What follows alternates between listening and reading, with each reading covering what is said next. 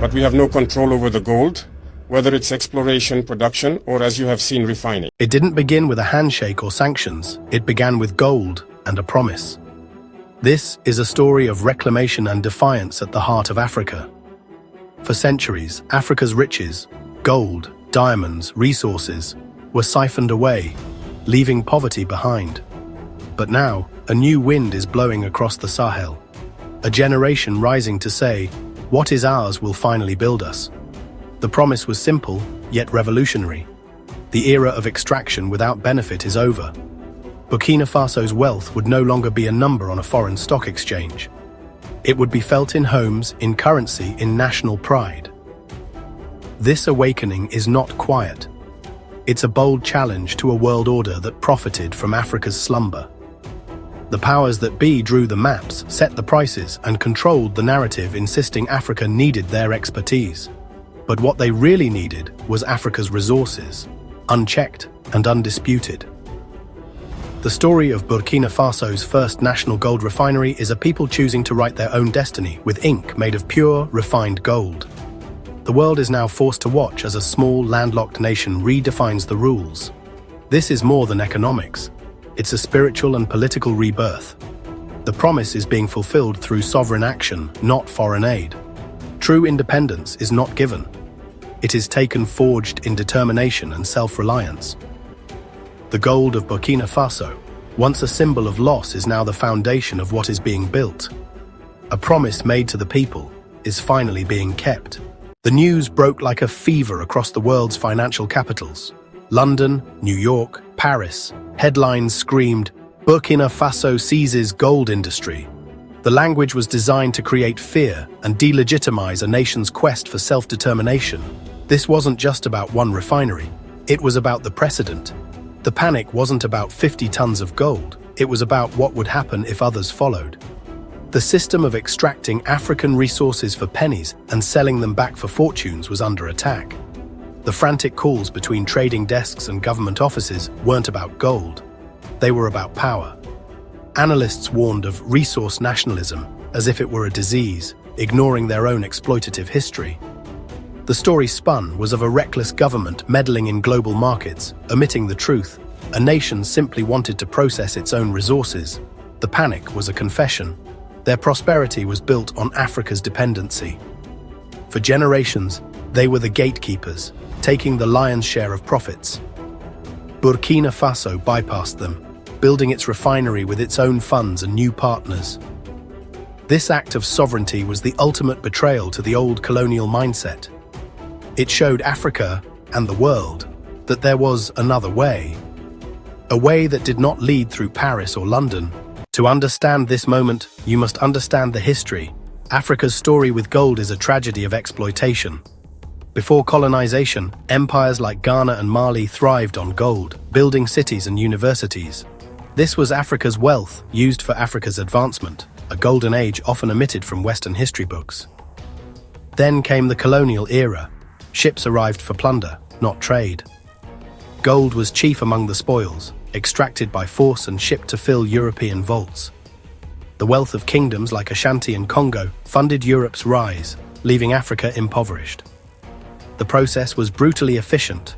Pay a pittance for raw ore, refine it abroad, multiply its value, and keep the profits. Africa was left with holes in the ground, polluted rivers, and a cycle of debt. Even after independence, economic chains remained.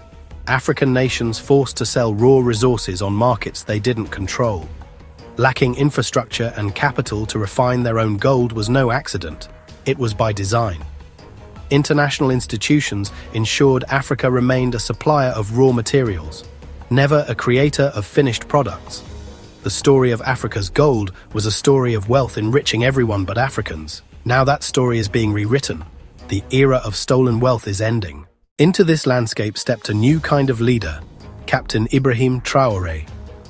Not a polished politician, but a soldier who saw the disconnect between his land's wealth and his people's poverty.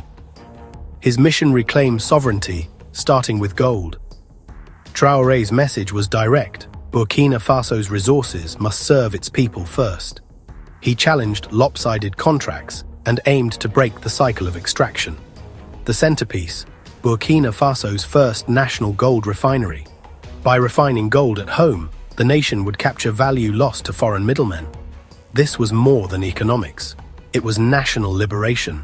Traoré called on patriotism, reminding Burkinabe they are descendants of great empires. His vision, the sweat and toil of the people, would finally build a stronger Burkina Faso. The Linga Gold Refinery is more than a factory, it's a symbol of a new era. Here, gold no longer leaves the country in its cheapest form, its true value is unlocked at home. The refining process, overseen by Burkinabe technicians, produces gold of the highest purity.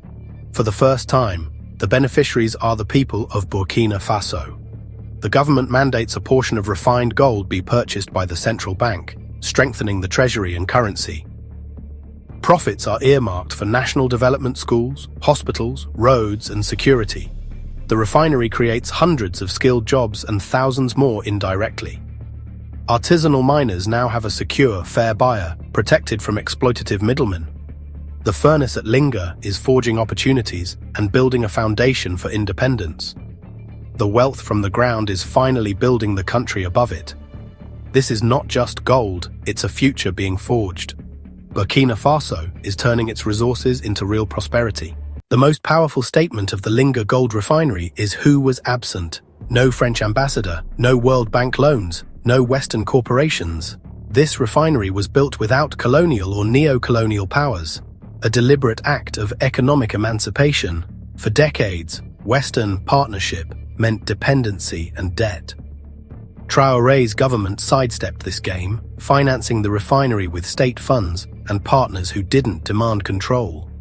The refinery stands as a testament to African agency and a rejection of the old status quo.